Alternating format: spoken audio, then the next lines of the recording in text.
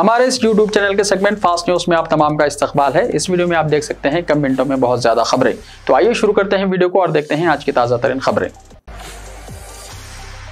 America firing में हलाक होने वालों में हैदराबादी नौजवान लड़की भी शामिल। अमेरिकी रियासत टेक्सास में हुई फायरिंग में एक हैदराबादी नौजवान लड़की भी हलाक हो गई। टेक्सास के नवाही इलाके में एक हमलावर कल मॉल में घुस गया था और उसने अंधाधुंध फायरिंग कर दी थी। फायरिंग में मुलजिम समेत 9 अफराद मारे गए। महलूकीन में हैदराबाद के कुत्तापेट से ताल्लुक रखने वाली ताडोकोंडा ऐश्वर्या भी शामिल है। वो शदीद जख्मी हो गई थी और पुलिस उसे हॉस्पिटल ले गई, लेकिन इलाज के दौरान ऐश्वर्या की मौत हो गई। ऐश्वर्या तातिकोंडा नरसा रेड्डी की बेटी बताई गई है, जो रंगारेड्डी डिस्ट्रिक्ट कोर्ट के जज हैं। कुछ साल पहले आला तालीम हासिल करने के लिए ऐश्वर्या टेक्सास गई थी। उनका आबाई मुकाम सूर्यापेट जिले का नेराडू चिरला है। दरियास्ता ऐश्वर्या की मौत की तस्दीक अमेरिका में तेलुगु कम्युनिटी और उनके खानदान वालों ने की। लड़की की नाश को हैदराबाद लाने की कोशिश की जा रही है।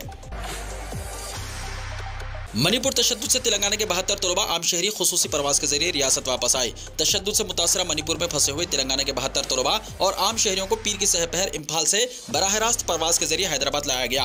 वो दोपहर 1:22 पर शमशाबाद के राजीव गांधी बैनुल अक़वामी हवाई अड्डे पर खुसूसी प्रवास से पहुंचे। मजीद 34 पीर की शाम तक कोलकाता के रास्ते हैदराबाद पहुंचने की उम्मीद है। तेलंगाना के बकिया 130 तलबा पीर की रात और चारशंबे की सुबह 2 बीचों में एक फ्लाइट से हैदराबाद पहुंचेंगे। इसके अलावा कुछ तलबा रायपुर, पटना और भुवनेश्वर के रास्ते आने वाली परवाजों से हैदराबाद पहुंचेंगे। ख्याल किया जाता है कि तेलंगाना से ताल्लुक रखने वाले तकरीबन 250 तलबा इम्फाल और आसपास के मुख्तलिफ तालीमी इदारों में ज़ेर तालीम हैं। हैदराबाद में प्रियंका गांधी का जबरदस्त जलसेआम। सोनिया गांधी की बेटी की हैसियत से बात कर रही हूं, पूरे वादों पर अमल किया जाएगा।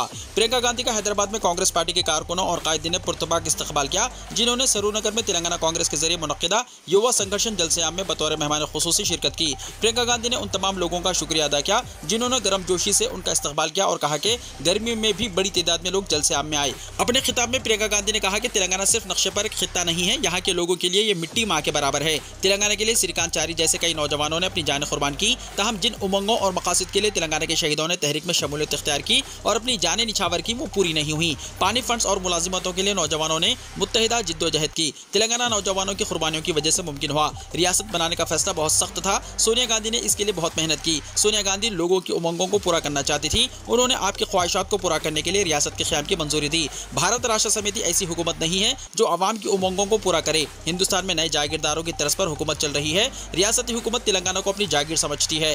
केसीआर ने हर घर में एक फर्द को नौकरी देने का वादा किया। क्या आपके हर घर में नौकरी मिली? प्रियंका गांधी ने तेलंगाना पब्लिक सर्विस कमीशन के सवालिया पर्चे के इफ्शा के मामले का भी तज़किरा किया। बेरोजगार नौजवानों को भत्ता देने का वादा पूरा नहीं किया। रियासत में 30 लाख लोग बेरोजगार हैं। सरकारी यूनिवर्सिटियां कायम नहीं हो रही। प्राइवेट यूनिवर्सिटियों के क़याम से तलबा को लूटा जा रहा है। प्रियंका गांधी ने कहा कि मेरे खानदान ने भी मुल्क के लिए अपनी जान की कुर्बानी दी। इंदिरा गांधी और राजीव गांधी ने मुल्क के लिए जान दी। लोग इंदिरा को बरसों गुजर जाने के बाद भी याद करते हैं। मुल्क में हर जगह बीजेपी और बीआरएस कांग्रेस के जरिए किए गए कामों के नाम बदलकर उन्हें अपना होने का दावा कर रहे हैं। अगर आप अपने मुस्तकबिल की हिफाजत करना चाहते हैं, अगर आप अपनी रियासत को तरक्की की राह पर ले जाना चाहते हैं, तो आवाम को होशियार रहना चाहिए। अगर आपने इलेक्शन के वक्त समझदारी से काम नहीं लिया तो आप हार जाएंगे। प्रियंका गांधी ने नौजवानों से वादा किया कि वो सोनिया गांधी की बेटी की हैसियत से इस बात का ऐलान कर रही हैं कि तेलंगाना पीसीसी की जानिब से नौजवानों के लिए आज जो हैदराबाद डिक्लेरेशन जारी किया गया है, तेलंगाना में कांग्रेस इख्तियार में आने के बाद इस पर वो अमल करवाएंगे।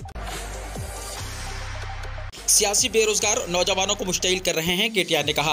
बीआरएस के कारगुजार सदर और वजीर बल्दी नज़मुरस केटी रामाराव ने कहा कि सियासी बेरोजगार नौजवानों को मुश्तइल कर रहे हैं। उन्होंने कहा कि तेलंगाना सियासी सयाहों का खैर मकदम करता है। उन्होंने हैदराबाद का दौरा करने वाली कांग्रेस लीडर प्रियंका गांधी को मशवरा दिया कि वो अपने सियासी दौरे को तालीमी दौरे में तब्दील करते हुए तेलंगाना के अवाम को हासिल होने वाले नताइज से वक्फियत हासिल करें। उन्होंने कहा कि अगर कांग्रेस और बीजेपी की एक पॉलिसी होती तो मुल्क में बेरोजगारी का मसला नहीं होता। केटीआर ने मुतालबा किया कि कांग्रेस और बीजेपी को बढ़ती हुई बेरोजगारी के लिए नौजवानों से माफी मांगनी चाहिए। प्रियंका गांधी से इस बात की भी माफी मांगने का मुतालबा किया कि कांग्रेस की वजह से तेलंगाना के कई जहदकारों ने जान की कुर्बानियां दी, उसके लिए कांग्रेस जिम्मेदार है। केटीआर ने कहा कि कांग्रेस पार्टी मायूसी का शिकार है क्योंकि वो 10 साल से इख्तियार में नहीं है। उन्होंने कहा कि चंद्रशेखर राव के 9 साल दौरे हुकूमत में तेलंगाना हर महज में मुल्क में पहले नंबर पर आ गया है।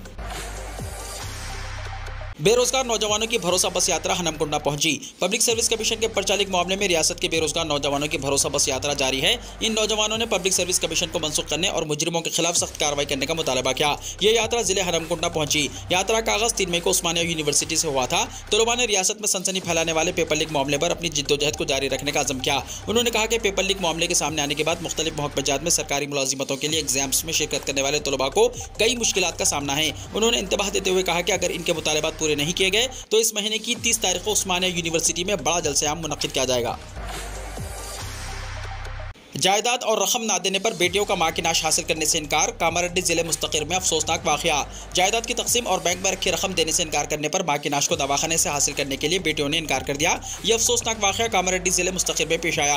तफसीलात के मुताबिक जिले कामारेड्डी के आरबी नगर की 17 साल खातून किश्तवा को 3 बेटियां हैं। ताहम चंद दिन पहले एक बेटी की मौत हो गई। किश्तवा के नाम पर एक मकान है। इसके अलावा बैंक खाते में 1,15,000 रुपए नकद रकम भी है। एक करीबी रिश्तेदार इसके बैंक के खाते की रकम के लिए नामजद किया गया था। यह रकम उन्हें देने का मुतालबा करते हुए 2 बेटियों ने मां पर दबाव डाला। इसी दौरान किश्तवा बीमार पड़ गई। गुज़िश्ता महीने की 21 तारीख को उसे कामारेड्डी के सरकारी दवाखाने में शरीक किया गया, जहां पर इलाज के दौरान गुज़िश्ता रात उसकी मौत हो गई। इस बात की इत्तला दवाखाने के जिम्मेदारों ने अरकान खानदान को दी। दवाखाने के जिम्मेदारों ने बताया कि खातून ने चूंकि अपनी जिंदगी में अपने बैंक खाते में रखी रकम अपनी बेटियों को देने से इनकार कर दिया था, इसीलिए ये बेटियां उसकी नाश को हासिल करने के लिए आगे नहीं आई। दवाखाने के स्टाफ ने इस बात की इत्तला पुलिस को दी और नाश को मुर्दाखाना में महफूज कर दिया। इस वाक़े के बाद पुलिस वहां पहुंची, जिसने दवाखाने के स्टाफ से तफसीलात हासिल की।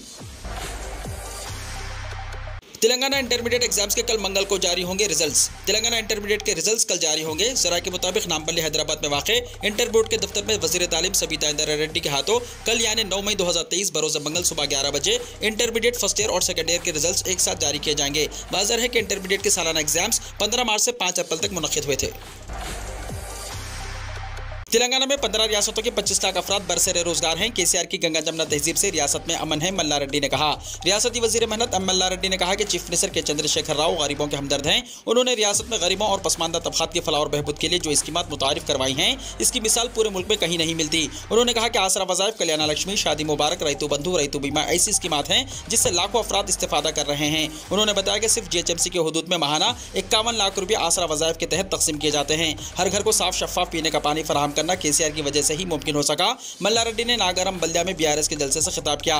रियासती वजीर ने बताया कि चीफ मिनिस्टर केसीआर के इक़दाम की वजह से रियासत में अमन व अमान कायम है। मुल्क भर की 15 रियासतों से तकरीबन 25 लाख लोग यहाँ रोजगार हासिल कर रहे हैं। उन्होंने बताया कि बिहार, उत्तर प्रदेश, ओडिशा, आंध्र प्रदेश, महाराष्ट्र, पंजाब और दीगर रियासतों के लाखों लोग यहाँ बरसरे रोजगार हैं।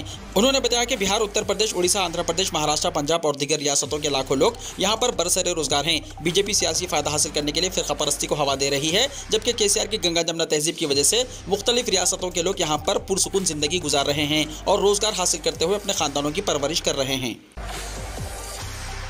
गर्दापी तूफान मोचा 9 मई को इख्तियार करेगा खतरनाक शक्ल। 3 रियासतों में अलर्ट, तमिलनाडु को नहीं होगा नुकसान। गर्दापी तूफान मोचा को लेकर IMD इंतहाई मोहतात है। महकमे मौसमियात ने मगरबी बंगाल, उड़ीसा और आंध्र प्रदेश में आइंदा 3 दिन भारी बारिश का अलर्ट जारी कर दिया। उड़ीसा और मगरबी बंगाल के सभी जिलों में भी अलर्ट जारी किया गया। NDRF और SDRF की टीमें इमरजेंसी सूरत हाल से निपटने के लिए पूरी तरह तैयार हैं। इलाहाबादी माहीगीरों को गहरे समंदर में जाने से मना किया गया। इतना ही नहीं, 8 मई से 11 मई के दौरान तो माहीगीरों को समंदर में उतरने से भी मना कर दिया गया। इम्कान जाहिर किया जा रहा है कि खलीज बंगाल के ऊपर तैयार गर्दापी निजाम 9 मई तक तेज होकर गर्दापी तूफान में बदल जाएगा।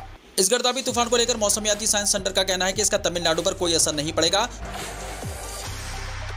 शबाना आज़मी फिल्म दी केरला स्टोरी पर पाबंदी के मुतालबात के खिलाफ। सीनियर अदाकारा शबाना आज़मी ने पीर के रोज कहा कि मुतनाज़ा फिल्म दी केरला स्टोरी पर पाबंदी का मुतालबा करना गलत है, क्योंकि फिल्म को central Board of Film certification यानी CBFC ने पास किया है और किसी को भी उसे रोकने का हक नहीं। उनका यह ट्वीट तब आया जब रियासत तमिलनाडु के मल्टीप्लेक्स एसोसिएशन ने एहतजाज के डर से रियासत में फिल्म की नुमाइश रोकने का फैसला किया। शबाना आज़मी ने ट्वीट करते हुए लिखा कि जो लोग दी केरला स्टोरी पर पाबंदी लगाने की बात कर रहे हैं वो उतने ही गलत है जितने वो लोग जो आमिर खान की लाल सिंह चड्ढा पर पाबंदी लगाना चाहते थे। एक बार Central Board of Film Certification की तरफ से फिल्म को पास किए जाने के बाद किसी को भी एक्स्ट्रा आईनी अथॉरिटी बनने का हक नहीं है। कर्नाटका में बीजेपी हुकूमत 40% कमीशन के लिए जानी जाएगी। इंतखाबी तशरीर के आखिरी दिन प्रियंका गांधी का शदीद हमला।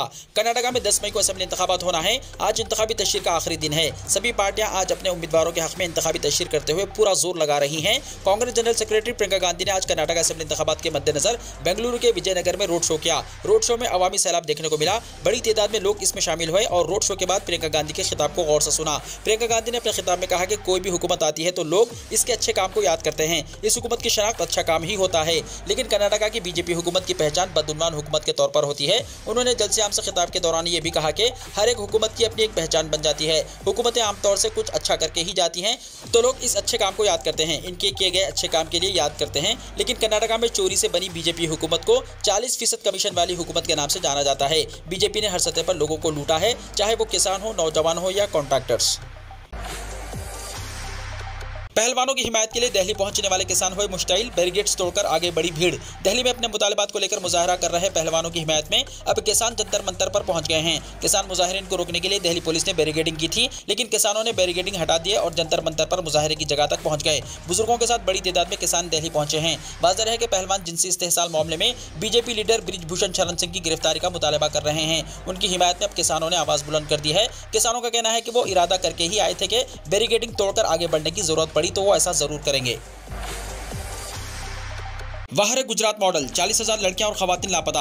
भारतीय जनता पार्टी मुल्क भर में गुजरात मॉडल की बात करती है, लेकिन इसी गुजरात में जहां 26 साल से बीजेपी हुकूमत कर रही है, वहां गुज़िश्ता 5 वर्षों में 40,000 से ज्यादा लड़कियां और खवातीन लापता हो चुकी हैं, जिनका अब तक कोई पता नहीं चलाया जा सका। अगर बीजेपी के गुजरात में दौरे हुकूमत का जायजा लिया जाए तो गुज़िश्ता 26 वर्षों में बीजेपी 9,500 दिन इख्तिदार में रही, और अगर गुज़िश्ता 5 वर्षों को अय्याम के एतबार से देखा जाए तो ये 1,826 होते हैं, और 1,826 दिन में गुजरात में मजमूई तौर पर 41,621 खवातीन और लड़कियां लापता हुई हैं। इसका मतलब यह है कि डेली 22 लड़कियां और खवातीन गुजरात से गायब हुई हैं, जिससे अंदाजा होता है कि वहां खवातीन और लड़कियां किस कदर महफूज हैं। गुजरात से गुज़िश्ता 5 वर्षों के दौरान 41,621 लड़कियों और खवातीन के लापता होने की तस्दीक किसी प्राइवेट इदारे या इंसानी हुकूक तंजीम ने नहीं, बल्कि खुद मरकजी वज़ारत दाखिला के तहत इदारा नेशनल क्राइम रिकॉर्ड ब्यूरो ने की है।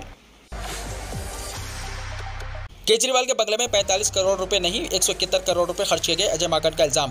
कांग्रेस के सीनियर लीडर अजय माकन ने दिल्ली के वज़ीर आला अरविंद केजरीवाल के बंगले की सजावट में किए गए खर्च को लेकर एक बड़ा इंकशाफ किया है। उन्होंने दावा किया है कि वज़ीर आला केजरीवाल के बंगले को नई शक्ल देने में 45 करोड़ रुपए नहीं बल्कि 3 गुना यानी 171 करोड़ रुपए खर्च हुए हैं। काबिल जिक्र है कि दिल्ली के वज़ीर आला केजरीवाल के घर की मरम्मत और सजावट वगैरह में 45 करोड़ रुपए खर्च किए जाने का मौजू इस वक्त बहस का मरकज बना हुआ है। अब अजय माकन के नए दावे ने इस बहस को मजीद तूल दे दी है। माकन ने कहा कि वज़ीर आला के रिहायशी इहाते की तोसी के लिए उनकी हुकूमत के उन अफसरान के लिए इजाफी फ्लैट खरीदने पड़े जिनके घरों को या तो मुनहदम कर दिया गया या खाली करा दिया गया। कांग्रेस लीडर ने इल्जाम किया कि दिल्ली की आवाम का 171 करोड़ रुपया कोविड बहरान के वक्त में खर्च कर दिया गया।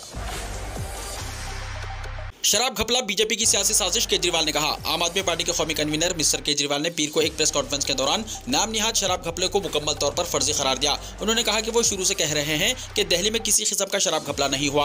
आम आदमी पार्टी एक कट्टर ईमानदार पार्टी है। पूरे मुल्क को आम आदमी पार्टी और उसकी क़यादत की ईमानदारी पर पूरा भरोसा है। ये सारी साजिश मुल्क के लोगों के इस एतमाद को तोड़ने और आम आदमी पार्टी की ईमानदाराना शबीहे को दागदार करने के लिए रची गई थी। उन्होंने कहा कि सच तो यह है कि शराब घपले की सिर्फ कहानी बनाई गई। उन्होंने इल्जाम लगाया कि यह कहानी वज़ीर आज़म की जानिब से CBI ED को दी गई और इसके इर्द गिर्द सबूत तैयार करने को कहा गया था। ईडी ने अदालत को बताया कि मनीष सिसोदिया ने 14 फोन तोड़ दिए। तहकीकात के बाद पता चला कि तमाम 14 फोन मौजूद थे। इनमें से 5 फोन सिर्फ CBI ED के पास है। ईडी ने झूठ बोला, इसके लिए ईडी के खिलाफ मुकदमा चलाया जाना चाहिए। ईडी ने मनीष सिसोदिया को झूठ बोलकर जमानत नहीं होने दी। मिस्टर केजरीवाल ने कहा कि ईडी ने चार्जशीट के अंदर MP संजय सिंह का नाम डाला। जब संजय सिंह ने हित की इज्जत का मुकदमा दायर करने की धमकी दी तो ईडी का कहना है कि संजय सिंह का नाम गलती से निकल गया है।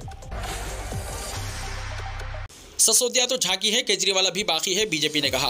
भारतीय जनता पार्टी ने आम आदमी पार्टी के सरबराह और दिल्ली के वज़ीर आला अरविंद केजरीवाल को बदउनवानी का मुतरादिफ और शराब घपले का किंग करार देते हुए कहा कि अरविंद केजरीवाल जल्द ही कानून के शिकंजे में आएंगे। पीर को यहां पार्टी के मरकजी दफ्तर में एक प्रेस कॉन्फ्रेंस से खिताब करते हुए बीजेपी के तर्जुमान गोरू भाटिया ने कहा कि केजरीवाल बहुत घबराए हुए हैं। वो इतने घबराए हुए हैं कि झूठी प्रेस कॉन्फ्रेंस कर रहे हैं। वो वैसे भी करप्ट हैं, इसके साथ आवाम को गुमराह करने के लिए झूठी प्रेस कॉन्फ्रेंस की जा रही है।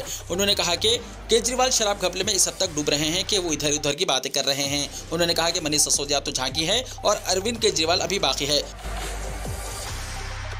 रवांडा में सैलाब से 9,000 से ज्यादा अफराद बेघर। रवां हफ्ते रवांडा में आने वाले सैलाब के बाद 9,000 से ज्यादा अफराद को महफूज मुकामात पर मुंतकिल किया गया है। अफसरान ने पीर को इत्तला दी। उन्होंने बताया कि तकरीबन 5,598 खानदानों को महफूज मुकामात पर मुंतकिल किया गया है और हुकूमत इन बेघर अफराद को बुनियादी सहूलियात फराहम कर रही है। सैलाब से मुतासरा लोगों की बाज़ाबादकारी के लिए जायजा लिया जा रहा है, जिससे हर खानदान को हर मुमकिन ज़रूरियात फराहम की जा सके। उन्होंने कहा कि किराए की रिहाइश गाहों में रहने वालों को किराए की रिहाइश पर दोबारा आबाद करने में मदद की जाएगी और जो लोग अपने घर खो चुके हैं उन्हें भी माकूल रिहाइश फराहम की जाएगी।